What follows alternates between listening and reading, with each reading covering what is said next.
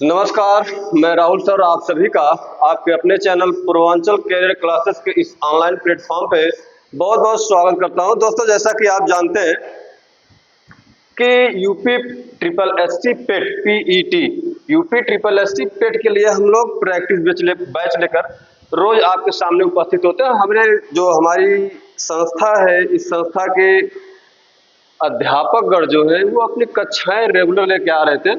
हम किसी समस्या के कारण आपके बीच में कुछ दिन से नहीं आ पा रहे थे, लेकिन अब विश्वास रखिए कि आगे से कंटिन्यू रहेगा।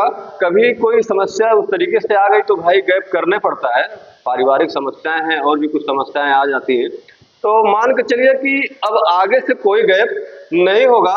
हम लोग आपने जो पहली क्लास थी, 1, 2, 3 क्लास में बनाया था, 3 वीडियो। मैं आपको जो आपका प्रीवियस ईयर पेपर था यूपी ट्रिपल एससी का 21 वाला, 22 वाला और 23 वाला, 24 में तो हुआ नहीं, अब 25 में आया है, तो 21, 22 और 23 इसका जो प्रश्न पत्र जो परीक्षा में पूछा गया था उसको हम लोगों ने बखूबी बहुत बेहतरीन तरीके से यहाँ पे सॉल्व किया, जाना समझा कि क्वेश्चन बन कैसे रहे हैं, क्वेश्चन आयोग बना कहाँ से रहा है, उसी को मद्देनजर रखते हुए, उसी को ध्यान में रखते हुए हम लोग कुछ क्वेश्चनों का, कुछ प्रश्नों का संग्रह लेकर उपस्थित होते हैं आपके सामने। उसी कड़ी में दोस्तों, अच्छा, हम आपको हिंदी, संविधान और इतिहास, हिंदी, संविधान और इतिहास, ये 3 सब्जेक्ट लेकर उपस्थित होते हैं आपके सामने। तो आइए शुरू करते हैं उसी कड़ी में। आज की अगली कड़ी हमारी है, ध्यान दीजिएगा। सबसे पहले हम देखते हैं कि पहला क्वेश्चन कह क्या रहा है, ध्यान दीजिएगा। अच्छा, एक चीज और ध्यान दीजिएगा, आप लोग प्रश्नों का उत्तर कमेंट सेक्शन में एकदम छाप दिया करिए, जो आता है उसको छाप दिया करिए, जो नहीं आता है उसको गलते सही छाप दिया करिए, लेकिन लगाया करिए। आप लोग साथ साथ कमेंट किया करिए। आइए देखते हैं, पहला ही प्रश्न है आपके सामने, हिंदी की उत्पत्ति पूछ रहा है कि हिंदी की उत्पत्ति जो है वह किस अपभ्रंश से हुई है। हिंदी की उत्पत्ति किस अपभ्रंश से मानी जाती है। आपसे पूछ ले सीधा सीधा क्वेश्चन कि हिंदी की उत्पत्ति किस अपभ्रंश से हुई है या किस अपभ्रंश से मानी जाती है। अब अपभ्रंश क्या है, हमारे सभी भाई जानते हैं अपभ्रंश क्या है, अपभ्रंश के प्रकार कितने हैं।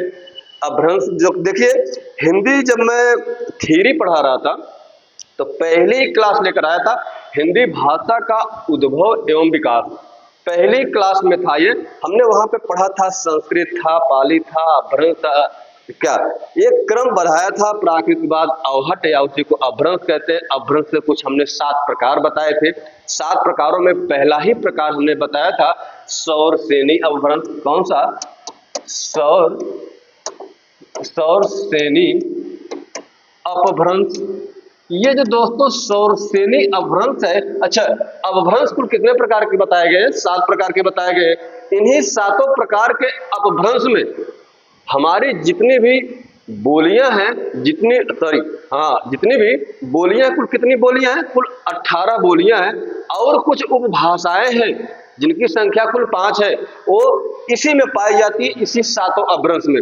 आपको पता है सारी चीजें बताई गई। तो हिंदी की उत्पत्ति आपसे कभी भी पूछेगा तो आप लोग सीधा सीधा आंसर कीजिएगा सौर सेनी अपभ्रंश। पहले ही प्रश्न का विकल्प नंबर सी वाला बिल्कुल करेक्ट हो जाएगा। आगे बढ़िएगा, दूसरा प्रश्न क्या कह रहा है, ध्यान दीजिए, ध्यान दीजिएगा और इसका उत्तर एकदम छाप दीजिए। जो गौ शब्द है, जो ये गौ लिखा है, यह इसका आपको वचन पहचानना है, यह एक वचन है कि बहुवचन है। गौ शब्द में आपको वचन बताना है। देखिए, ये जो गौ है यह एक वचन का प्रयोग किया गया शब्द है। गौ एक वचन है। ऐसा मत सोचिएगा कि गौ में बड़ी अव की मात्रा लगी है, कई पूरे गायों के समूह के बारे में बात की जा रही, ऐसा नहीं है। गौ अपने आप में एक वचन शब्द है। ध्यान दीजिएगा, आगे बढ़ते हैं। अगला प्रश्न क्या कह रहा है, अगला प्रश्न ध्यान दीजिएगा और इसका उत्तर कमेंट बॉक्स में एकदम छाप दीजिए। उत्साह वास्तव में रिक्त स्थान और रिक्त स्थान की मिली जुली अनुभूति है। शुक्ल जी के इस कथन को पूर्ण कीजिए। शुक्ल जी का ये कथन है, उसमें कुछ शब्द गायब कर दिए हैं, वही आपको भरना है। देखिएगा, ध्यान दीजिएगा कि उत्साह वास्तव में कर्म और फल की मिली जुली अनुभूति है। कर्म और फल की मिली जुली, यहाँ पे आप भर देंगे कर्म और फल, यानी किस विकल्प में है? कर्म और मन। मन का होता है, मन का कोई मतलब नहीं है, फल और कर्म ये उल्टा लिख दिया। ये विकल्प नंबर डी वाला बिल्कुल करेक्ट हो जाएगा दोस्तों। वास्तव में कर्म और फल की मिली जुली अनुभूति है क्या? उत्साह। आगे बढ़िएगा, अगला प्रश्न कह रहा है, क्या कह रहा है, ध्यान दीजिएगा दोस्तों। अगला प्रश्न कह रहा है कि कठिन कार्य में सफलता प्राप्त करना, इस वाक्य के लिए उचित मुहावरा चुनिए। कोई बहुत कठिन कार्य है, जैसे यूपी ट्रिपल एससी पेट का पेपर आप देने जाएंगे, ठीक है, बहुत कठिन तो नहीं है। इसके बाद जब आप कोई परीक्षा मेंस देने के लिए बैठेंगे, 2025 के माध्यम से जैसे लेखपाल का आ गया, लेखपाल का तो आएगा ही आएगा, लेखपाल की वैकेंसी भर्ती आ गई, उसमें आपने एकदम बहुत अच्छा मार्क आपने प्राप्त किया और सफल हो गए, तो उसके लिए कौन सा मुहावरा एकदम सटीक बैठेगा कि भैया हो गढ़ जीत ले। क्या कहें? गढ़ जीत ले।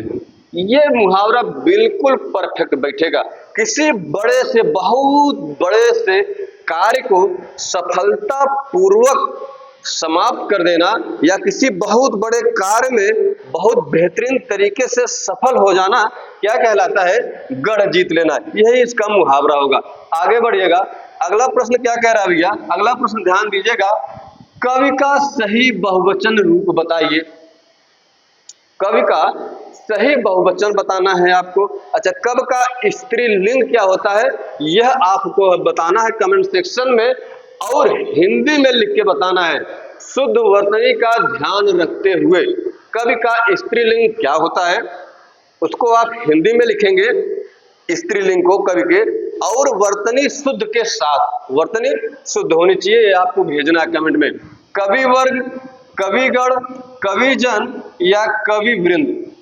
तो दोस्तों आप जानते हैं कि ये जो पांचवा प्रश्न है, कवि का सही बहुवचन पूछा है आपसे, तो एकदम नंबर वाला बी वाला बिल्कुल करेक्ट हो जाएगा। क्या? कविगण। क्या होगा भैया? कविगण। यही विकल्प नंबर बी वाला बिल्कुल करेक्ट हो जाएगा। आगे बढ़िएगा, आगे बढ़िएगा। ये देखिए हमारे टाइपिस्ट महोदय हालांकि बहुत महान है, बहुत अच्छे हैं, बेचारे बहुत परिश्रम करते हैं, बहुत कुछ, बहुत सारा भार उन्हीं के ऊपर है, तो कुछ प्रश्न ऊपर नीचे कर देते हैं, क्रम वाइज क्रम में लगा नहीं, तो भाई ध्यान भटक जाता होगा। देखिए ये संविधान का हमने बताया कि हिंदी संविधान और इतिहास हम लेके चल रहे हैं, और विश्वास मानिएगा यूपी ट्रिपल एससी पेट का जो पेपर होगा आपका एकदम जान लीजिए कौनों प्रश्नों बाहर नहीं जाने पाएगा, ये ध्यान रखिएगा। त्रिस्तरीय पंचायती राज व्यवस्था का विचार आखिर में किसने रखा था?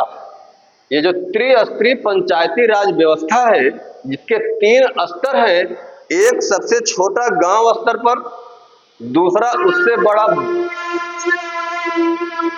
ब्लॉक स्तर पर, तीसरा उससे बड़ा जिला स्तर पर। यानी गांव, ब्लॉक और जिला, इन तीनों को त्रिस्तरीय कहा गया, त्रिस्तरीय पंचायती राज व्यवस्था। आखिर यह विचार किसने रखा था? तो यह विचार क्या बलवंत राय मेहता समिति ने रखा था, क्या अशोक मेहता समिति ने रखा था, क्या रॉयल कमीशन ने रखा था, या इनमें से कोई नहीं? एकदम बहुत प्यारा क्वेश्चन है, बहुत पॉपुलर क्वेश्चन है, बहुत सस्ता क्वेश्चन है, लेकिन परीक्षा में घूम फिर के आता रहता है। तो ऐसा कोई पेपर है ये नहीं है जिसके सिलेबस में संविधान हो और पंचायती राज व्यवस्था से प्रश्न ना बने। ऐसा कोई प्रश्न पत्र आज तक बना ही नहीं, ध्यान दीजिएगा। त्रिस्तरीय पंचायती राज व्यवस्था का विचार दोस्तों, यही विकल्प नंबर ए वाला आपका बिल्कुल करेक्ट हो जाएगा, बलवंत राय मेहता समिति ने। बलवंत राय मेहता समिति ने त्रिस्तरीय पंचायती राज व्यवस्था का एक प्रकार से आप कह सकते हैं कि इन्हीं के माध्यम से इसकी नींव रखी गई कि भैया हो। अच्छा, अशोक मेहता समिति, अशोक मेहता समिति ने 2 स्तरीय पंचायती राज व्यवस्था की बात की। इन्होंने एक सबसे छोटा गांव स्तर पे बात किया, दूसरा जिला स्तर पे। बिचौलिया वाला ये जो ब्लॉक वाला सिस्टम है, ब्लॉक वाला, इसको इन्होंने हटा दिया, निगलेक्ट कर दिया। इनके अनुसार 2 स्तरीय है पंचायती राज व्यवस्था। किसके अनुसार? अशोक मेहता समिति के अनुसार। तो इस प्रश्न का उत्तर आपका विकल्प नंबर ए बिल्कुल करेक्ट हो जाएगा। क्या? बलवंत राय मेहता समिति। दोस्तों, ये जो बलवंत राय मेहता समिति है, ये आप देखेंगे कि ये जो 73वां संविधान संशोधन अधिनियम पारित हुआ सन 1992 में। कब? 73वां संविधान संशोधन अधिनियम 1992 इसी की उपज है। आपसे कभी भी प्रश्न ये भी पूछता है, इसको भी ध्यान रखिएगा। आगे बढ़ते हैं, ज्यादा समय न लेते हुए आगे बढ़िएगा, ध्यान दीजिएगा। और इस प्रश्न का उत्तर आपको छाप के बताना है कमेंट सेक्शन में कि निम्नलिखित में से किस अधिनियम द्वारा, निम्नलिखित में से किस अधिनियम के द्वारा केंद्र में द्वैध शासन को समाप्त कर दिया गया था? वह कौन सा अधिनियम है इन 4 विकल्पों में से जिसके द्वारा केंद्र में द्वैध शासन को ही समाप्त कर दिया गया था? यही आपको बताना है, यही आपको बताना है। चलिए भैया, क्या वह भारत परिषद अधिनियम 1891 है? जी नहीं, बिल्कुल नहीं। ये तो अधिनियम भारत में जो, अब क्या ही कहे, नेट पे सर्च कर लीजिएगा कि लड़कियों का जो, नेट पे सर्च कर लीजिएगा। अब सारी बातें कहना ठीक नहीं है, आप सब कुछ जानते हैं, समझते हैं इसको। भारत परिषद अधिनियम 1909 ये भी नहीं है, इसके द्वारा द्वैध शासन समाप्त नहीं किया गया था। भारत सरकार अधिनियम 1919 के द्वारा, क्या यह विकल्प सही है? क्या भारत सरकार अधिनियम 1935? जी हाँ, यही विकल्प नंबर डी बिल्कुल करेक्ट हो जाएगा। इसी के माध्यम से भारत सरकार अधिनियम 1935 के ही माध्यम से केंद्र में द्वैध शासन को समाप्त कर दिया गया था, द्वैध शासन को समाप्त कर दिया गया था। आगे बढ़िएगा, अगला प्रश्न है कमेंट साहब, एकदम बहुत प्यारा प्यारा क्वेश्चन है, आप लोग को कमेंट सेक्शन में एकदम छाप के बता देना है कि निम्नलिखित, अगला प्रश्न क्या कह रहा है, 8वां प्रश्न, कि निम्नलिखित में से किस गुप्त राजा का एक अन्य नाम देवगुप्त था? चलो, इतिहास का प्रश्न है, बताओ। ये जो 4 विकल्प दिए गए हैं, इन विकल्पों में से गुप्त राजा का एक अन्य नाम था, वह गुप्त शासन का, गुप्त वंश का राजा था। कौन था भैया? यही चंद्रगुप्त द्वितीय विक्रमादित्य, इसी की बात की जा रही है। विकल्प नंबर बी वाला बिल्कुल करेक्ट हो जाएगा। आगे बढ़िएगा, अगला प्रश्न क्या कह रहा है, ध्यान दीजिएगा दोस्तों। अगला प्रश्न कह रहा है कि गुप्त कालीन रजत मुद्राओं को नाम दिया गया था। जो गुप्त कालीन रजत मुद्राएं प्रचलित थी, चलन में थी, उसका क्या नाम दिया गया था? उसका नाम दोस्तों, यही विकल्प नंबर सी वाला बिल्कुल करेक्ट हो जाएगा, रूपक। क्या नाम दिया गया था? रूपक। ध्यान दीजिएगा। अच्छा, ये जो रूपक है, यह चंद्रगुप्त द्वितीय के समय में ही जारी हुआ था। जो रूपक है, रूपक नाम जो, ये रजत मुद्रा की बात जो की जा रही है रूपक की, यह चंद्रगुप्त द्वितीय विक्रमादित्य के समय में ही प्रचलन में आई। इस पे आप देखेंगे कि राजाओं के, देवी देवताओं की और ब्राह्मी लिपि में कुछ लेख छपे हुआ करते थे इस मुद्रा पर। यह करसापड़ क्या है भाई? यह किस समय की मुद्रा है करसापड़? देखिएगा, यह एक प्रकार का सिक्का था जो कि मौर्य काल में प्रचलित हुआ करता था व्यापार के लिए। कौन? यह करसापड़, करसापड़। और यह दिनार क्या है? दिनार का कब, दिनार नाम की जो मुद्रा है, यह कब प्रचलन में आई? ध्यान दीजिएगा, दिनार की अगर हम बात कर लें कि यह कुषाण, जो हालांकि अन्य राजवंशों में भी इस मुद्रा का प्रयोग हुआ, लेकिन मेनली आप मुख्य रूप से याद रख सकते हैं, कुषाण वंश के शासकों ने ये जो दिनार नामक मुद्रा था, इसका प्रचलन किया था। और ये जो निष्क है, निष्क का आपको कमेंट सेक्शन में बताना है, क्या यह वैदिक, अच्छा जाने दीजिए क्या बताएंगे। ये निष्क नाम जो मुद्रा है, यह वैदिक काल में इसका प्रचलन था। आगे बढ़िएगा, इस प्रश्न के लिए रूपक बिल्कुल करेक्ट हो जाएगा। अगला प्रश्न क्या कह रहा है, ध्यान दीजिएगा। अगला प्रश्न कि निम्नलिखित में से कौन गुप्त काल में अपना आयुर्विज्ञान विषयक रचना के लिए जाना जाता था? ये एकदम बहुत प्यारा क्वेश्चन है, बताइएगा। किस काल में? गुप्त काल में। क्या आयुर्विज्ञान विषयक रचना के लिए जाना जाता था? क्या उसका नाम सौमिल्य था, शूद्रक था, शौनक था या सुश्रुत था? जी हाँ, बिल्कुल बिल्कुल, विकल्प नंबर डी वाला बिल्कुल करेक्ट हो जाएगा, सुश्रुत। यही सुश्रुत है जिसके द्वारा आयुर्विज्ञान विषयक रचना की गई। आगे बढ़िएगा, अगला प्रश्न क्या कह रहा है? अगला प्रश्न कह रहा है, ध्यान दीजिएगा, अगला प्रश्न कह रहा है कि प्राचीन भारत में किस वंश का शासन काल स्वर्ण युग कहा जाता है? ये जो प्राचीन भारत है उसमें वह कौन सा वंश रहा जिसके शासन काल को स्वर्ण युग कहा गया? दोस्तों बहुत पुराना क्वेश्चन है, बहुत अच्छा क्वेश्चन है, बार बार परीक्षा में आता है। यह गुप्त काल ही है, यह गुप्त काल ही है, इसी काल को स्वर्ण युग कहा गया, गुप्तों के काल को। ध्यान दीजिएगा, आगे बढ़िएगा, अगला प्रश्न कह रहा है, देखिएगा कि सती प्रथा का प्रथम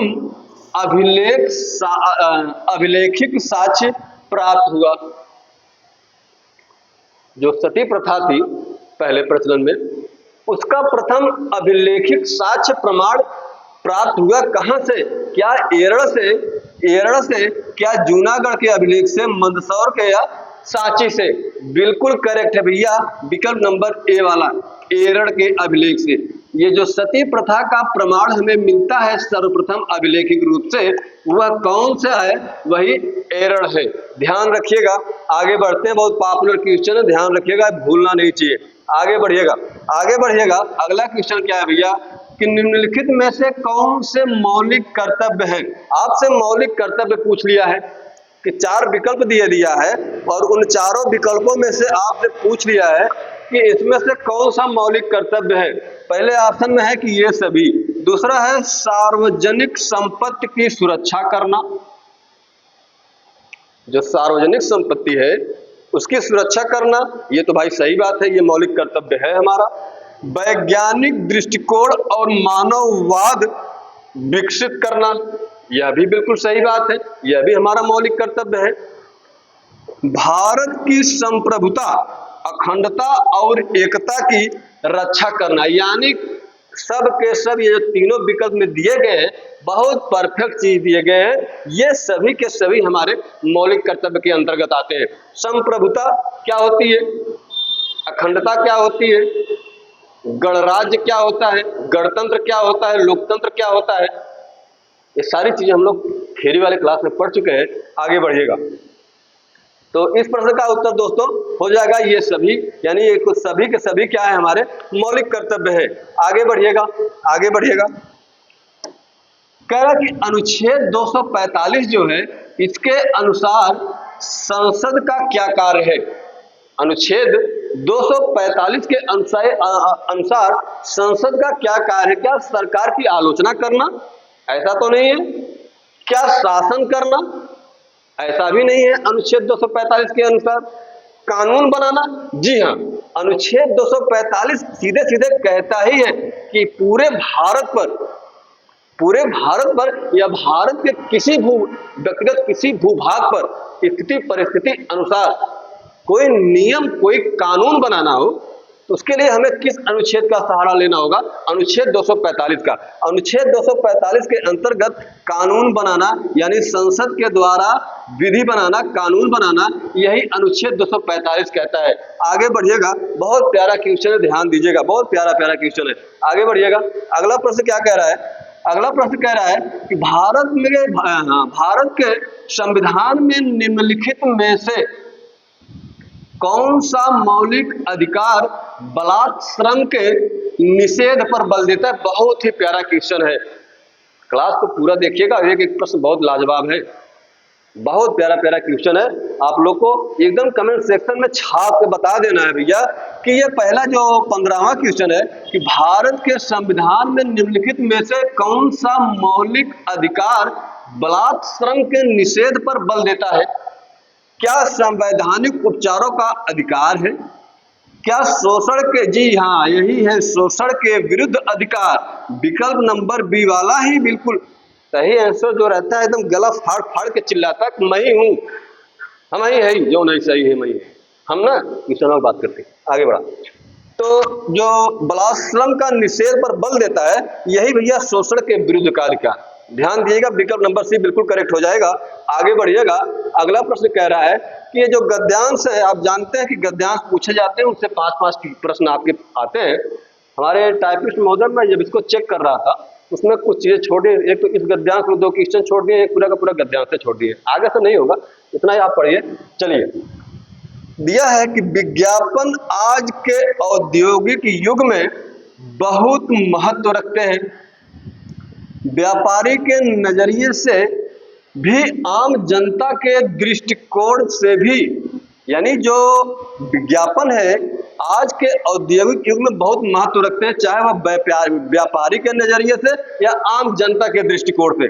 विज्ञापन व्यापारी को लाभ देने के लिए प्रयत्न हेतु तैयार किए जाते हैं।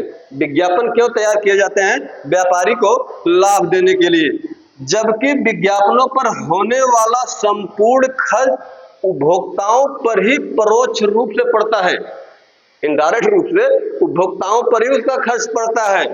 वस्तु की लागत बढ़ जाने से उसके मूल्य में भी वृद्धि हो जाती है।